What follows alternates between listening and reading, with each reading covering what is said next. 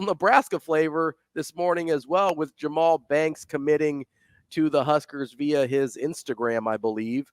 How big of a deal is that for Nebraska, Bruntzy? Yeah, it's big. I mean, when you kind of look at the list of where Nebraska maybe needed to add somebody out of the transfer portal, and it's not a long list, but I mean, you needed to add a running back, and they got that in Oregon running back Dante Dowdell. You needed to add at least one kind of veteran wide receiver, I think. Mm-hmm. And with Jahmal Banks coming from Wake Forest now, you pair him with Isaiah Nair. That's two veteran wide receivers. That's also two wide receivers who are both taller than 6'3" and weigh more than 200 pounds. So it's a little bit of it's a different type of wide receiver that I think Nebraska needed more of in their room. I mean, if you look at the group right now, it's a lot of outside of Malachi Coleman. Malachi Coleman's about that size as well, but a lot of track guys, a ton of speed, but you didn't really have that like big body wide receiver that could just go up in traffic and get a ball. And that's what you're getting with Banks. That's what you're getting with Nair. And, that piece and that ability in your offense is huge because Nebraska wants to be able to throw the ball deep. They did not do it very much last year for a number of reasons. But, your margin of error gets a little bit better whenever you got 4 out on the outside that you can go and chuck the ball to. Bruntzy, I asked Ravi on Monday how far Nair and Dowdell moved the needle for him in terms of offensive completement, and he brought the letter grade from a B- before those two to a B.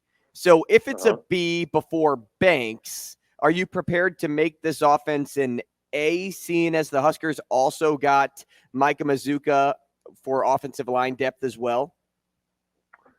Yeah, well, it's hard to know. I mean, I think I struggle to give it too high of a grade because you just there's so many questions about the quarterback. You like where it's trending there, but anytime you have a freshman and a couple freshmen, it's still a little dicey. But you look kind of across the board. You just kind of go down the list. I mean, I think they're good at tight end. I think they've gotten much better at wide receiver. I mean, I would probably bump it up another notch, maybe a B+ now.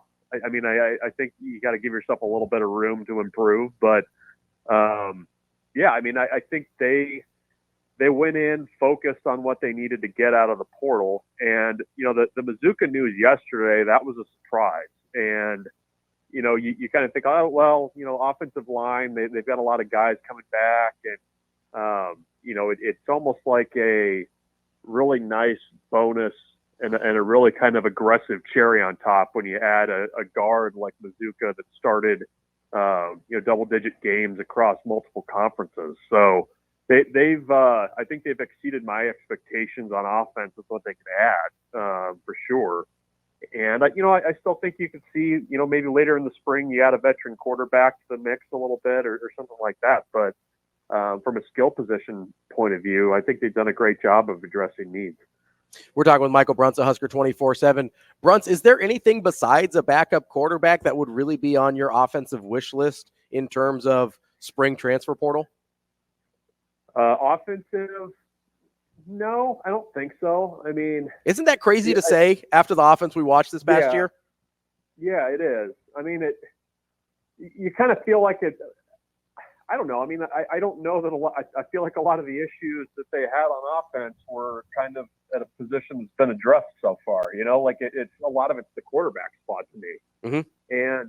But yeah, I mean, I would have felt okay with just adding Nair, but getting Banks, that's good. I mean, because the other thing it does too is it buys time for some of those young guys. And as much as Jalen Lloyd and Coleman and Jaden Doss and those guys got from playing last year, I mean, they're still relatively young in their college careers. And this provides some leadership in that group. And it also, I think, kind of, keeps you from having to lean too heavily, too, on that incoming wide receiver class, which I know they like, but some veteran production in that room never hurts a bit. And I know from talking to people about, especially Banks, he's a guy that's not afraid to yell and be a leader and that kind of thing. So that's always good to have. Bruntz, is it kind of crazy to you that the offensive line transfer and a pretty good one at that, as you mentioned, a double-digit game starter, is such an afterthought at that position group? I mean, like, I feel like we felt pretty good about it. We're like, oh, nice. It's a nice little extra piece here. Like last year when Ben Scott committed and the Stanford tackle who didn't end up going there, whose name escapes me at the moment. Like Walter Rouse. There you go. That was, I mean, headline news. And now it's just kind of like, oh yeah, by the way, there's this lineman from Florida. He's coming too. Yeah. Well, you didn't get the build up, right? Like, yeah, it was out of nowhere. I thought. I don't know if you heard. He didn't visit this time around. He visited last year. He's got a brother on the team, so he's there's familiarity there. But yeah, I mean, it is interesting that it is kind of an afterthought in a lot of ways. I mean, I just with the guys that they have at that guard spot, and Turner Corcoran, whether he settles at tackle or guard. I mean, I think ideally you'd like him at guard, but I mean, you felt like you had some young competition there. Justin Evans-Jenkins looked okay at times last year at that guard spot, I thought. You got Lutovsky coming back. They really like Sam Sledge and what he can be long-term. But, I mean, when you kind of sit back, though, and you start kind of looking at what's there and where guys are at in their college careers, it's like, okay, maybe it is a nice little bonus to have a veteran guard. I mean, I don't think that, Matt Rule and his staff are ever going to say, please, we don't want an SEC lineman transfer. Like, we got a full group here. No thanks. And they'd done their homework on him last year. He'd visited, so there was that relationship there. So I think that's where you're able to kind of take that commitment pretty easily if you're the Nebraska staff. But right now, your interior line looks pretty good with Scott. Mizuka coming in and. Just kind of figuring out the rest of the pieces. You even have kind of swing guys like Corcoran that could play both. So that's a nice luxury to have. I mean, as much as they talk about being good up front on the offensive line, I mean, they're not young by any means there. Bruntz, I can't remember if I asked you this question before the holiday break or, I mean, it could have been even last week. My brain goes all over the place sometimes. Whenever I asked you, because somebody asked me to make a way too early prediction on the Huskers season. If you remember when I asked you that, what did you land on the record again? One more time for me. Did you say like? I think I said 7-5. Okay, that's what I thought. So knowing what you expect out of this Husker team next season, say they're a 7-5 team. My question to you is, how far off are the Huskers from being what Washington was this year? Like, how close are they to getting to what Washington was as a national title contender? Because they're not a team that recruits crazy well. I mean, they end up in the 30s mostly, and Nebraska's in the 20s. But what needs to get them close to that Washington point? Yeah, that's a good question. Well, I mean, I think it's the one thing that, Washington did.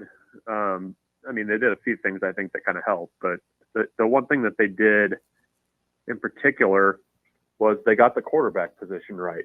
And, I think when you look at when you're adding guys out of the portal, I mean, it's a coin flip sometimes, right? Like, you either get the guy or you don't. I mean, you're Nebraska and you have Jeff Sims, or you're Washington and you have Penix, or you have your Oregon and you have Bo Nix. I mean, getting that right is such a huge part of the question.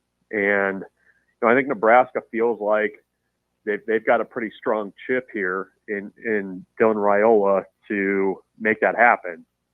And the other thing, too, that Washington did was they got a quarterback out of the transfer portal who was there for multiple years, which I think is huge. I mean, I think there's limits to kind of what you can do with a one and done out of the portal. And beyond that, I mean, they kind of had lightning in a bottle as well. I mean, they found some guys that were a little bit lightly recruited out of Texas that came in and performed really well. I mean, I think Kalen DeBoer is a really good coach, but for Nebraska, I think it's kind of just continuing to build, and you kind of need some things to fall the right way too.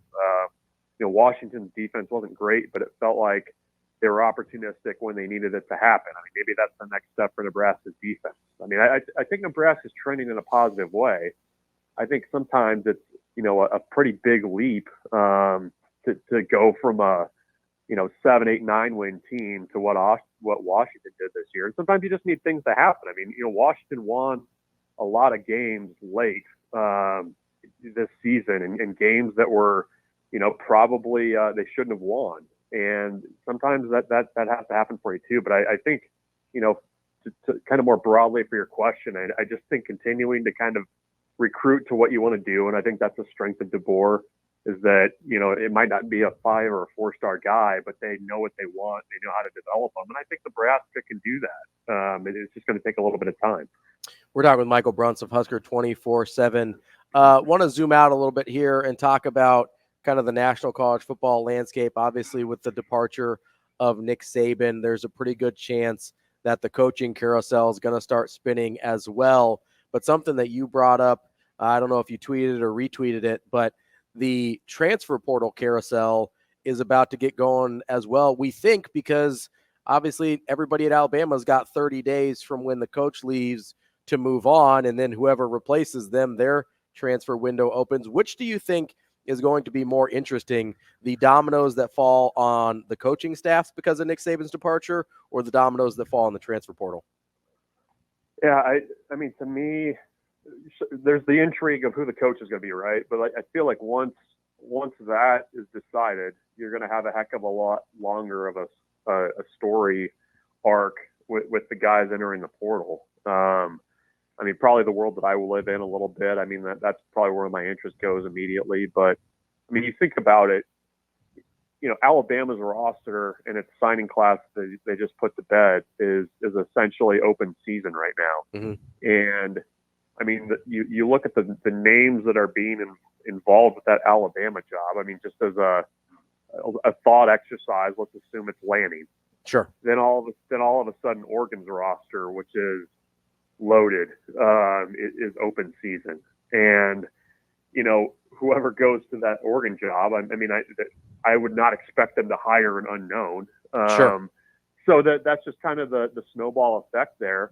And it's what'll be interesting though is, a lot of schools are, full on scholarships. You're going to have to make room for guys. I mean, I'm sure that they will be more than willing to make room for players from Alabama and Oregon and wherever else should that opportunity arise. But I mean, that's a kind of another little different wrinkle in this coaching stuff is not only do you have to, get that coaching hire right and get your assistants in place and all that other stuff, but oh, by the way, anybody on your roster can just walk out the door too. So there's a lot of intrigue there, and certainly SEC schools are not shy about looking at other teams' rosters and seeing what they can do to make an acquisition there.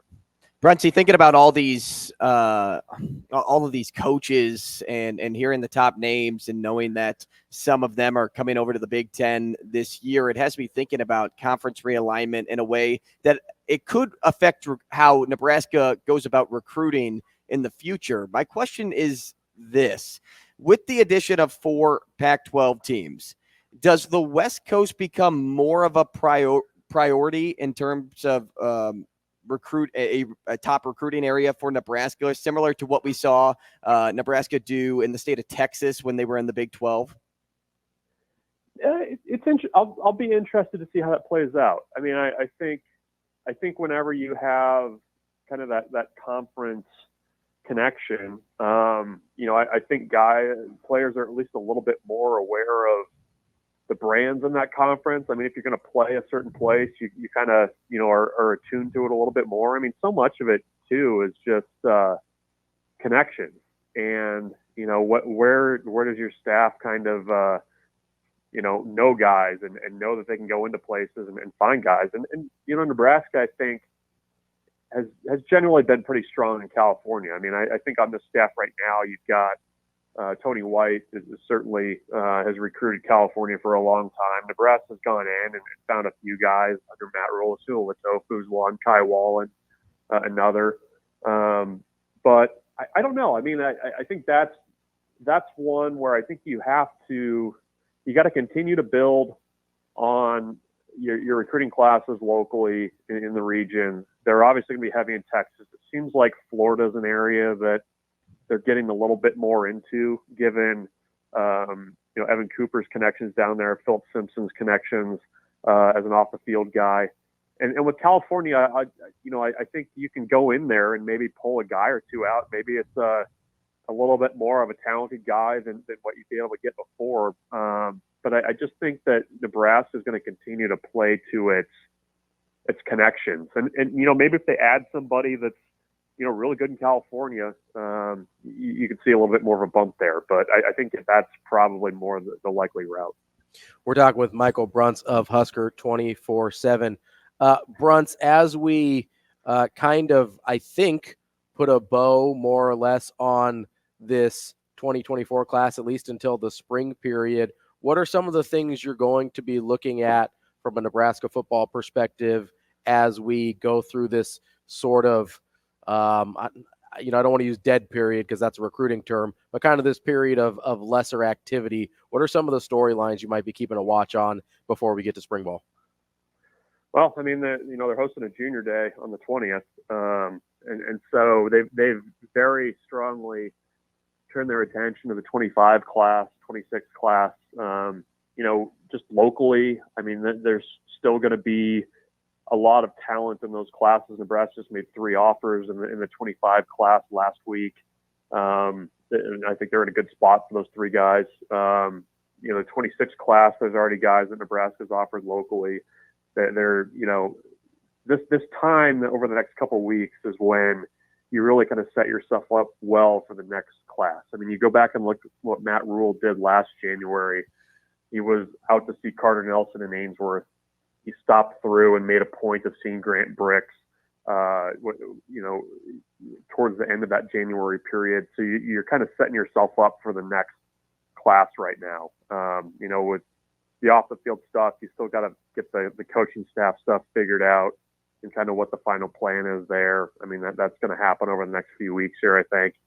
And, that's beyond that. I mean, you're probably going to be seeing a ton of videos coming out from Nebraska of guys doing mat drills, pushing sleds in the snow, all that other stuff. So that's where the attention will be, I think.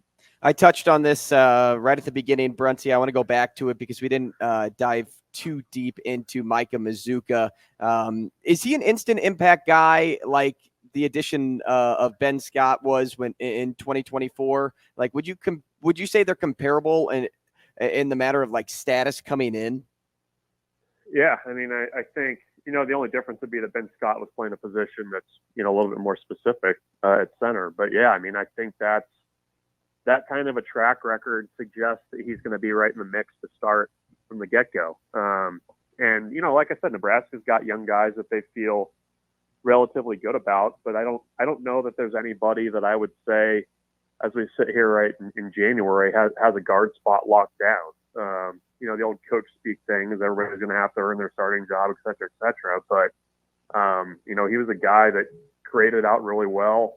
Is kind of a fringe NFL guy right now, wants to get in the mix of being a draft pick. And yeah, I mean, I would be very surprised if he's not starting at guard against UTEP. I mean, I just think he's that kind of a talent. And, like I said earlier, I mean, it feels like it's a total bonus that they were able to get him, because I don't know that guard was necessarily a spot where they were absolutely pounding the pavement trying to find somebody.